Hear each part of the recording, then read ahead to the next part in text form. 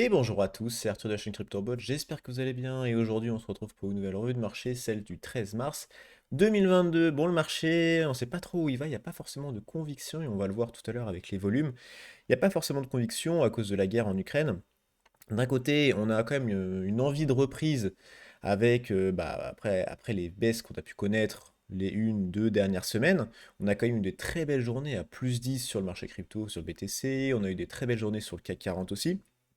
Donc on a envie de reprise, d'autant plus que le marché commence à pricer le fait que la guerre ira pas forcément plus loin, du moins ce sera assez ciblé sur l'Ukraine. Mais d'un autre côté, ça reste quand même une instabilité et on a des valeurs refuges qui prennent de plus en plus de place, comme l'or ou le dollar, comme je vous ai montré dans la dernière vidéo. Donc là, le dollar prend énormément de place, ça fait les produits qui sont indexés en dollars vont techniquement perdre de la valeur à offre et demande égale. On sait pas trop, et c'est vrai qu'il n'y a pas beaucoup de conviction, donc on va voir qu'est-ce qu'on peut faire dans ces moments troubles. Le total market cap, on avait ici cette figure qui est là depuis très très longtemps, on avait rebondi dessus le 7-8 mars à peu près. Donc on est entre notre résistance supérieure à peu près plus 6 jusqu'à plus 9, avec le bas de notre figure aux alentours de moins 6, moins 7. On est dans cette zone-là, et si vous regardez bien, avec notre putain d'indicateur volume anomalie, depuis 2 semaines à peu près, voire un peu plus, on n'a pas de bougie significative de volume. Que ce soit du volume à la hausse ou à la baisse. Donc on peut ni se placer avec avec cet indicateur, on peut pas se placer ni à la hausse ni à la baisse, ce qui est un peu embêtant. Et on ne sait pas trop où on va, avec d'un côté des journées à plus 11, plus 12, et après, limite en 3 jours, on a déjà perdu toute cette hausse. C'est un peu désagréable, c'est un peu dur à trader, surtout qu'on n'a pas forcément d'indication. Donc on va aller regarder ça un peu plus précisément sur le BTC. Le BTC, on va juste clôture sur la fameuse histoire des volumes. Le BTC, c'est à peu près la même chose. Depuis le 24 février, où on avait une bougie positive de volume, on a, c'est un peu le camelot, on n'arrive pas à avoir de volume qui se démarque de ce qu'on a pu connaître dans le passé proche. Donc on ne peut pas vraiment se placer, on peut non plus pas se placer en fonction de nos supports résistances qu'on avait calculés avec notre bot. C'est vrai que moi j'aime bien attendre une cassure d'une résistance ou d'un support avec une bougie positive ou négative de volume, ça dépend laquelle. Et pour se placer, ici on n'a pas grand chose, on a quand même une petite indication, on a une super trend, on voit que les super trends commencent à switch un peu en positif négatif.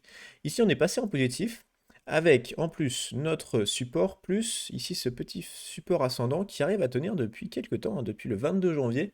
Il avait touché ici, là c'était pas très loin, ça avait bien surfé ici, là aussi, là aussi. Et là on est dessus, on a le week-end qui est un peu indécis, c'est un peu normal, il y a moins de volume. Le marché de toute façon classique est fermé. Donc on a cette petite... on ne sait pas trop où on va, décision, mais on a quand même des beaux supports avec à peu près dans le même range notre support ascendant, notre support avec notre bot et la super traîne. Faudrait bien le sûr tenir cette zone-là, ce serait cool. Un petit rebond sur un lundi, même si le lundi c'est un peu compliqué, surtout après toutes les news qu'on a pu connaître durant le week-end avec la crise, le marché peut se réveiller avec la gueule de bois. Mais voilà, pour le résistant supérieur, on a à peu près 4%, celui encore supérieur à 7%, aux alentours de 41 000. Ce serait bien de rebondir ici si on arrive à bien tenir, hop, et si on a, dans le meilleur des mondes, une petite bougie positive qui casse par ici, on pourrait directement aller chercher les 41 000, voire 44, 45 000. Si on casse, c'est hop, la route jusqu'à à peu près moins 4, la super traîne à moins 5. Là, le support juste en dessous à moins 11, mais c'est vrai que vu ces supports, j'aimerais bien jouer ici un petit rebond. Pourquoi pas surfer les prochains jours lundi pour calmer un peu les ardeurs du marché et après bien repartir. La BTC dominance, il se passe pas forcément grand chose, à part qu'on est quand même dans une trade assez positive avec des hauts toujours plus hauts et des bas toujours plus hauts. On voit bien 1, 2, 3, 4, 5. Même si ici, on a un haut qui fait à peu près office de notre précédent haut. À voir comment ça va se passer, on en commence à avoir un bottom plus haut que celui d'avant, c'est plutôt une bonne trend positive, assez belle, on va voir comment ça va continuer par la suite. On va passer avec notre ami Ethereum. Qu'est-ce que j'ai fait? On a le Crypto Fear and Greed. Le Crypto Fear and Greed, on est à peu près à 21, donc la peur. On voit bien, c'est les yo-yo, comme le marché, c'est un peu désagréable, on n'arrive pas forcément à trader. 21, c'est quand même, c'est pas forcément le point bas, mais ça reste des points qu'on n'aime pas forcément voir. Et ça fait assez mal. Bon, on peut pas forcément descendre encore plus bas, on pourrait, mais on a quand même plus de chances que ça remonte. L'Ethereum, bon, alors l'Ethereum, on a ici pareil que le BTC, des volumes qui sont pas forcément significatifs depuis à peu près 2 semaines. Donc on n'arrive pas forcément à se placer. On a vite fait perdu notre super trend à pas grand chose, hein. On a perdu notre super trend hop là, le 5-6, avec une super trend négative, hein, qui se situe aux alentours de notre résistance supérieure qui est assez importante. Donc on aura cette zone-là à aller casser, on aura un peu du mal aux alentours de 2900, 3100 à peu près. Donc on est dans cette zone-là, c'est vrai que j'ai pas remis le Fibo, mais même on pourrait tracer ici ce petit truc comme ça, hop. On voit bien ici ça avait bien tenu.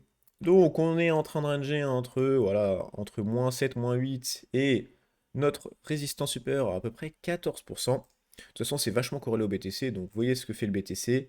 Vous allez pouvoir faire la même chose à peu près sur l'Ethereum. On a quand même un RSI qui est pas très très élevé, donc c'est la même que le BTC, aux alentours de la zone médiane des 50. C'est vraiment très très compliqué honnêtement à trader, faut juste pas faire de bêtises, pas se faire avoir par les soubresauts du marché. Dès qu'on a une bougie à 11%, on a l'impression qu'on a loupé tout le train. Et donc les personnes vont s'empresser d'acheter à la fin de la journée, à la clôture ou la journée d'après. Et après, bah, on est quand même dans une grosse indécision, on va se faire punir. Et si je pense, ce qui s'est passé pour beaucoup de personnes, c'est dès qu'on a une bougie positive, qui n'était pas une bougie positive de volume en plus cette journée-là. Donc on est certes une grosse variation, mais pas forcément une énorme conviction. Donc voilà, c'était pas forcément la meilleure zone à acheter. Et on s'est fait punir les jours d'après où ça a bien redescendu. Donc l'Ethereum, ce qu'on peut faire, c'est quand même placer, hop, des entrées limites à peu près à la fin de cette bougie qu'on avait eu positif de volume. On était allé rechercher la résistance supérieure et c'est à peu près à, hop, -11. Donc si vous plutôt pariez sur une petite baisse quand même, des entrées limites à ce niveau-là, on l'avait quand même touché à 2 reprises, voire 3 reprises dans le passé, ça peut être une bonne zone. Le fantôme qui continue, et il continue à pas mal baisser honnêtement, et lui il a connu vraiment pas mal de journées négatives alors qu'on a eu plutôt un range sur les autres. Ici on est en train de bien baisser, on va aller sûrement récupérer la liquidité, ce qu'on avait pu faire à l'époque aux alentours de septembre 2021, qui était un point bas, un gros gros point bas quand même. Donc mais on revient, et c'est assez rigolo, hein, c'est qu'on revient ici au niveau de la bougie de plus bas du à peu près hop, 4 décembre 2021. Donc on est vraiment pile poil au même niveau. C'est vraiment une très très belle zone pour rentrer quand même sur le fantôme sur du long terme. On est vraiment allé chercher un gros gros bottom.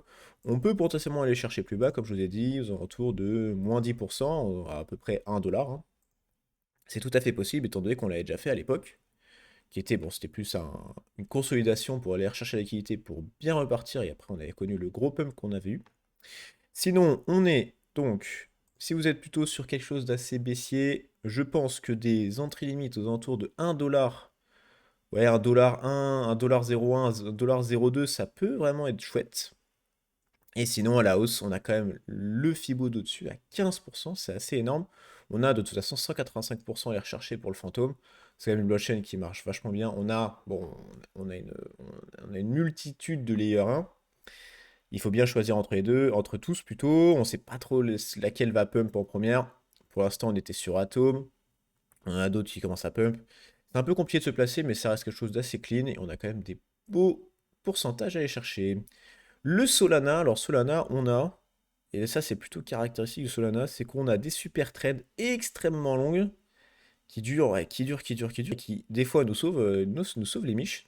Et là on est dans une super trend négative qui est là depuis le hop de à peu près de mi-novembre à peu près 2021, donc ça fait vachement longtemps. Donc on est ici sur notre Fibo 0,382. On est vraiment en train de surfer sur ce Fibo depuis quelques semaines. C'est pas forcément la meilleure des news parce que si vous regardez bien, on a des volumes qui sont de plus en plus faibles.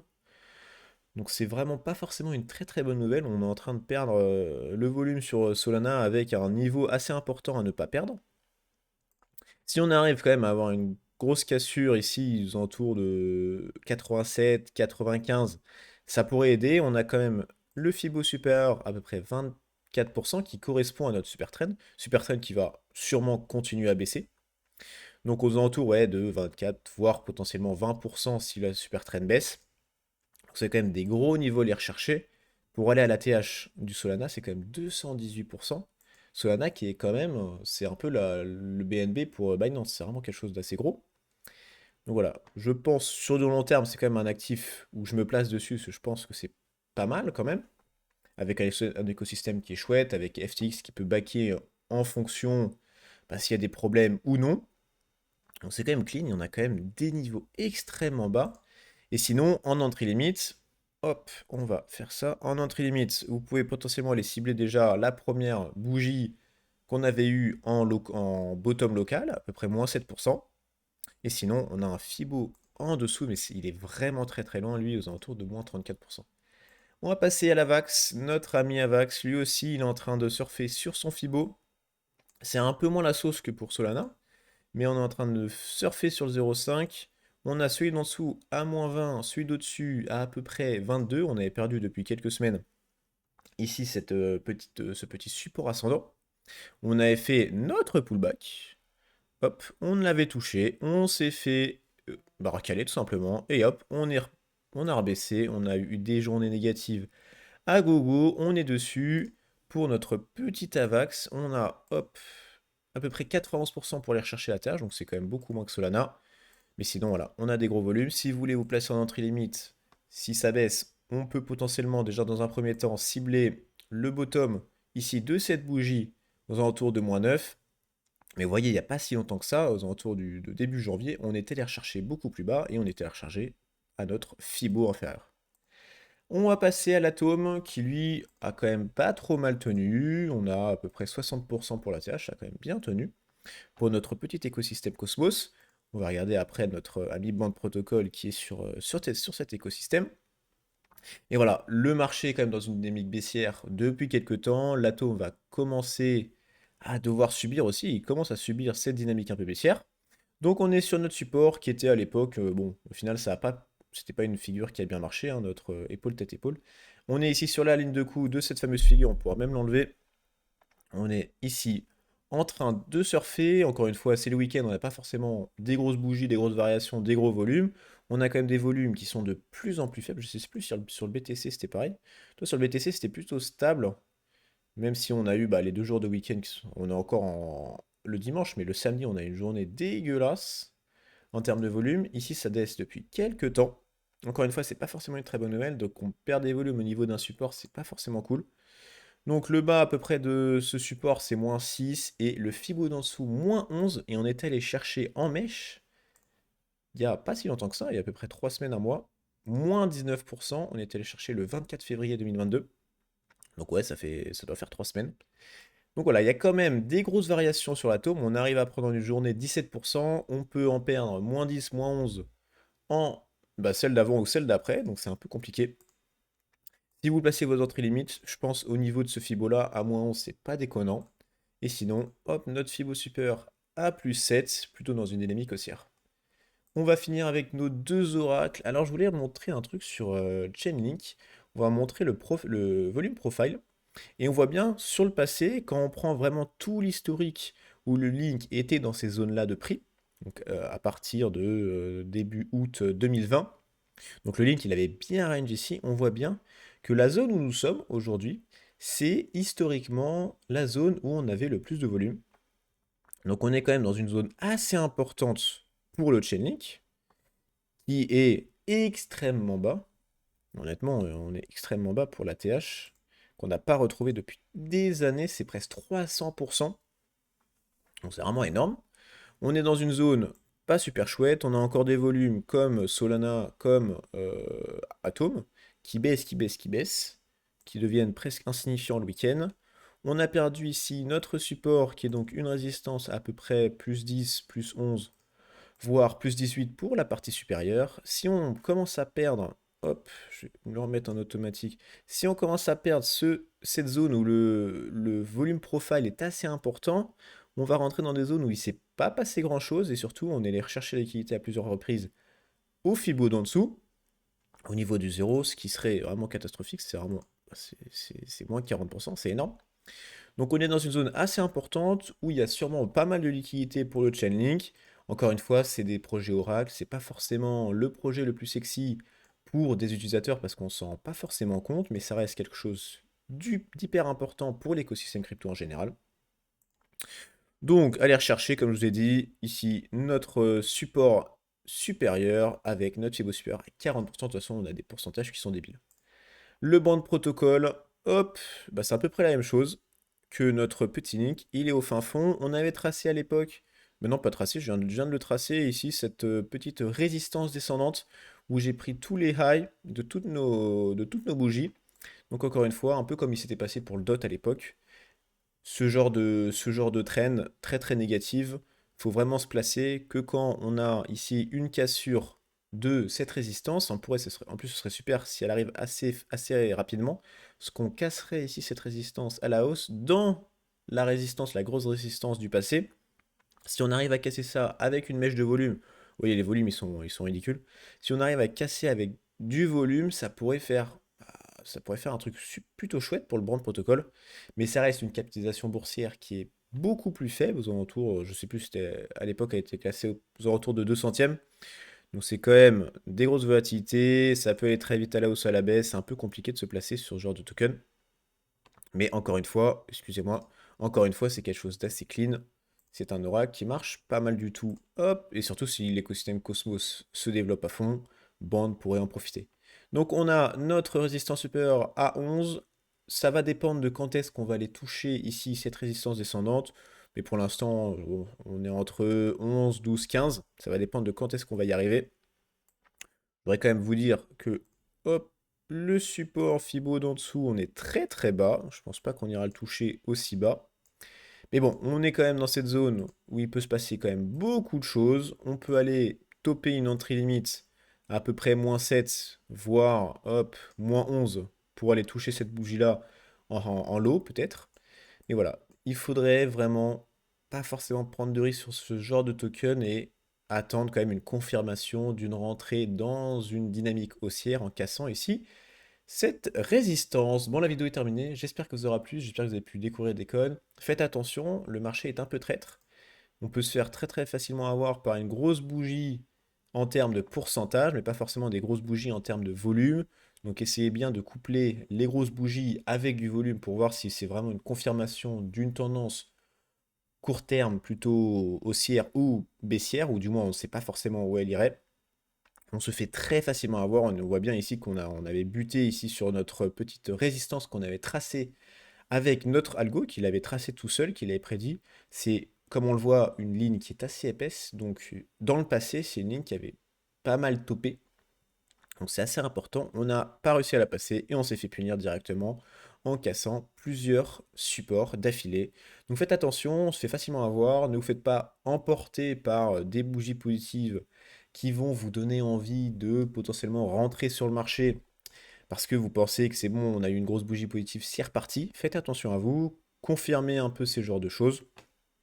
On a quand même un futur proche qui est assez important, il faudrait tenir cette zone-là, mais de toute façon, ça va dépendre du marché, comment il va se comporter dans les prochains jours.